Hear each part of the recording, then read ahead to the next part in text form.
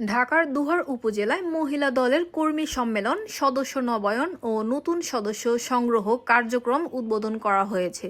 শুক্রবার বিকেলে উপজেলার কালেমা চত্বরে এ সম্মেলন অনুষ্ঠিত হয়। অনুষ্ঠানে প্রধান অতিথি ছিলেন ঢাকা জেলা বিএনপির সভাপতি খন্দকার আবু আশফাক। এ সময় আবু আশফাক বলেন, আমার সামনে যে সকল মা বোনেরা বসে আছেন, আপনারা সবাই বেগম খালেদা জিয়ার প্রতিচ্ছবি। আপনারা আছেন বলেই বিএনপি এত উজ্জ্বল ও উজ্জীবিত।